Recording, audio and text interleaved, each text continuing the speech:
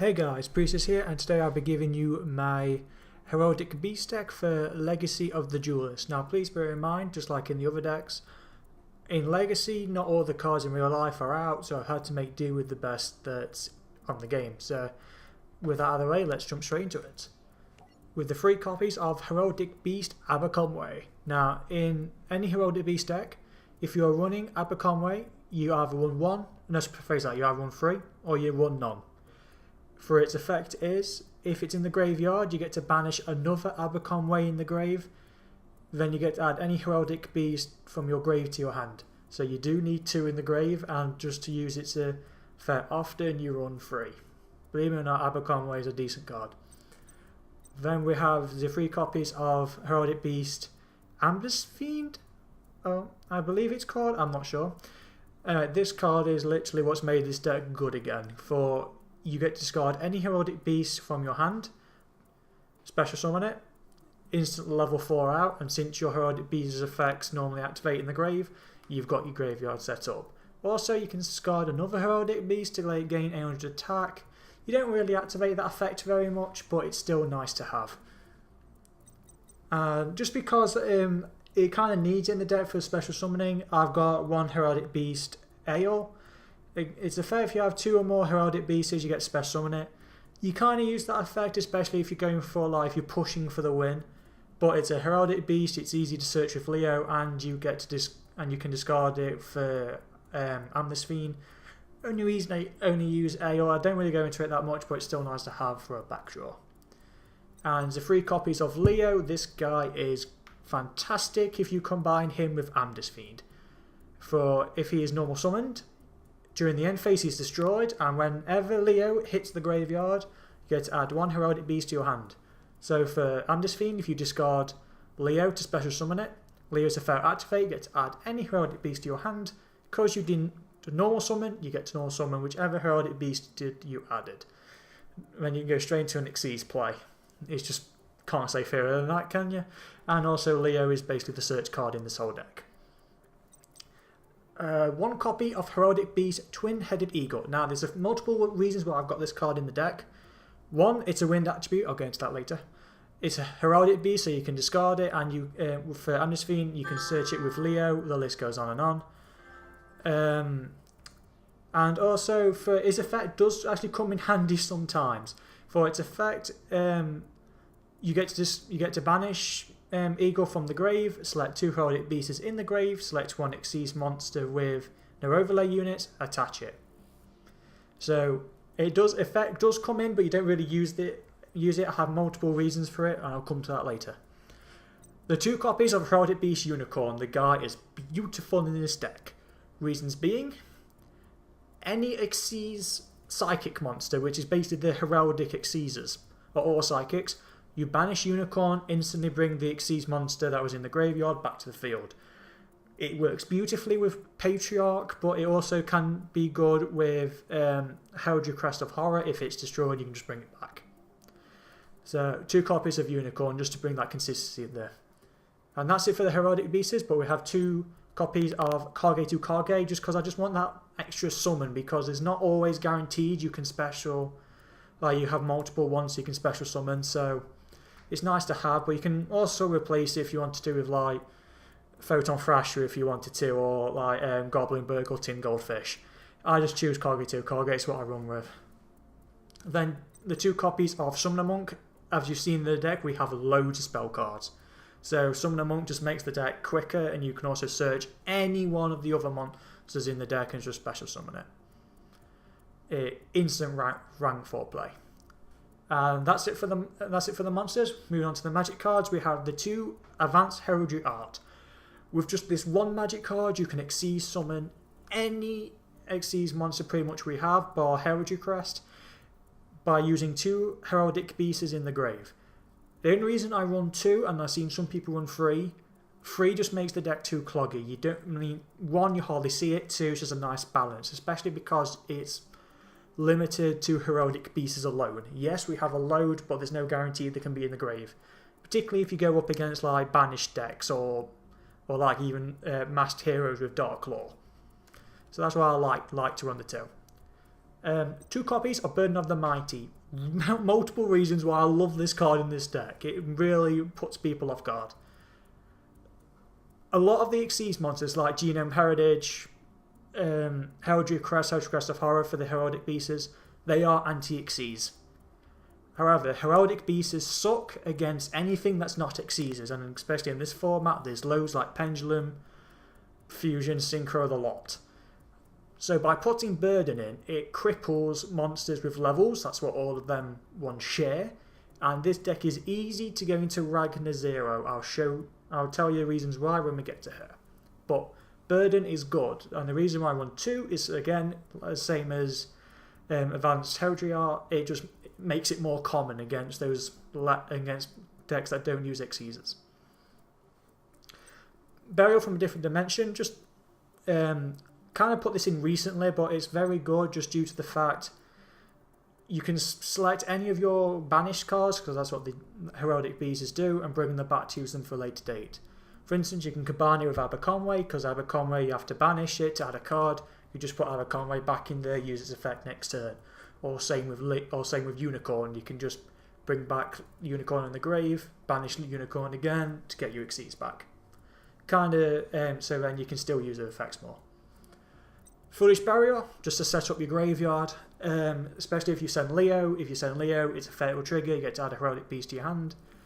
Say you've already got an Aberconway in there, you can use Aberconway's effect, banish it, get a card to your hand. There's multiple reasons why you choose it. You basically just want to set up your graveyard.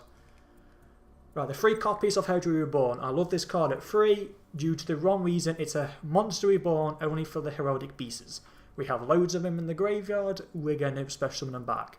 And the best part is why it's better, I reckon, than like Call of the Haunted, especially in this deck. You can use it multiple times, and it's a spell card, so you can just use it, keep going. You don't need to set it to play it. 2 Instant Fusion, we run 2 because we want to see it more often and because we want Norden. You play Instant Fusion, Fusion Summon Norden, select any one of our monsters in the graveyard, bring it back, instant rank 4 Xyz. Beautiful. And should you have already played it and you've just got a dead one in your hand, it's good for Twin Twister, or if you want to use it for Summon a Monk. Good all round, so that's why I like it. Regeki, just to get rid of them annoying cards that you can't, may not be able to overpower by attack or with effects. Regeki just clears the board. Rank Up Magic, Limited Bowing's Force. Now I didn't used to have this in the deck, I used to run a different Rank Up Magic, but now I've changed it. For Limited Bowing's Force, you can select any rank 4 Xyz, we have loads in the deck, and special summon 1 Chaos number that's 1 rank higher, using the summoning materials. So any one of our rank 4 Xyzs, we can just play this instant Heraldry Crest of Horror. Heraldry Crest of Horror has 4,000 attack points, so say there's a monster that's very annoying that you can't overpower with like effects like against Cosmo. Limited Bowing's Force, go into Heraldry Crest of Horror, destroy it. However, only 1 in 1 because it's nice to fall back on, but you normally try to overpower your opponent with effects. So I'm only 1 in 1, but I might be thinking of putting another one in the future. 2 Twin Twisters, just to get rid of your opponent's back row. Back row is annoying, so you can do that. And especially because I like Twin Twister in this deck, it's better than MST because you discard. And again, if you use it with Leo, set up your graveyard. Any of your Heraldic Beasts, you can set up your graveyard. There's multiple cards for it, like Reborn or Advanced Art. That's why it's better. That's why it's better than MST in this deck. Upstart Goblin, just to make a 39 card deck. We also love that extra card. We can work wonders with it. That's it for the spells. Run into the traps. We have the Bottomless Trap Hole, just to get around if your opponent just summons an annoying monster. Destroy it, banish it, have a nice day. It's out of our way. Compulse, just again, if your opponent has that tricky monster, send it back to the hand, or if it's an extra deck monster, back to the extra deck, out of our hair. Then we have our Solemn Brigade, the 2 strikes and the Solemn warning. That's it, forgot its name there, so yeah, 2 strikes and warning, just to get shot of any annoying cards that we don't want to see. Yes, they do pay life points, but they do bloody help, trust me. Then finally the 2 Storming Mirror Forces. I had to choose which ones I wanted, but I think Storming just makes it better because Quaking, it just is, again, it's the same as Drowning, it has to be direct attacked.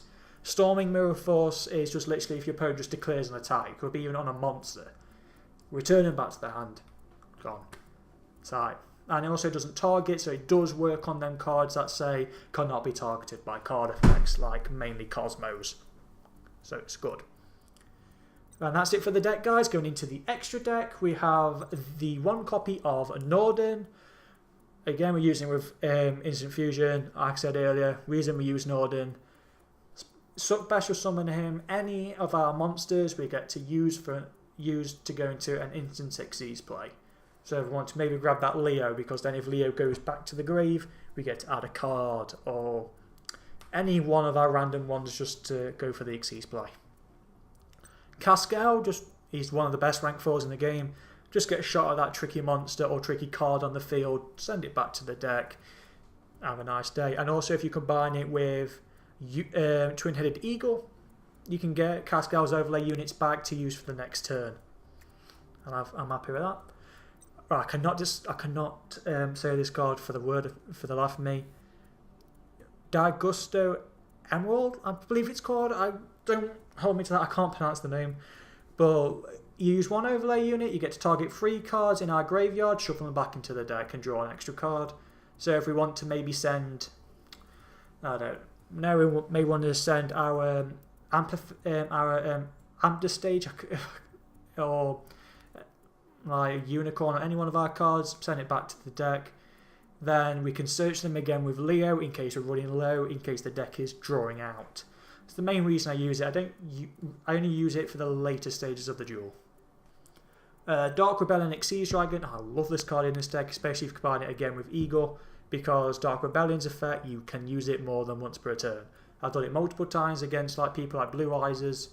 Use Dark Rebellion's effect, steal one of their monsters' attack. Unicorn's effect, oh no, sorry, not Unicorn, sorry. Eagle's effect, put the overlay units back, use its effect again, steal another monster's attack and make it even stronger.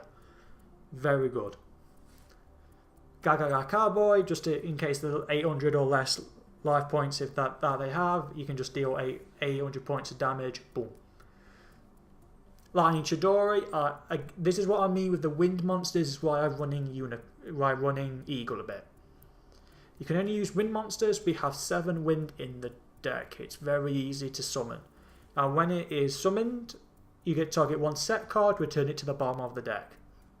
And you use 1 overlay unit, you can select 1 face up card and return it to the top of the deck. Clears the board. And so you can pop a back row, and you can most probably pop like a monster or magic card they have, or a field spell. Chidori's your man. 1 Silent Honor Art just to get around if they have a special monster in attack mode. Steal it, go for the win. Ragnar. This is what I mean with the burden. Ragnar is beautiful. It's easy to summon. Advanced Heraldry Art straight into Ragnar. You've got burden, cripples their attack. You use 1 overlay unit. You can even use it on their turn. Destroy one of their monsters. You redraw an extra card. The extra card helps. And also, if you have a Leo, like I say, you get to play its effect, draw another card. It just works. Ragnar works in this deck because it can cripple Fusion, Synchro Xyzs, or Blue Eyes, or Red Eyes, can cripple a lot of decks just by converting it with burden.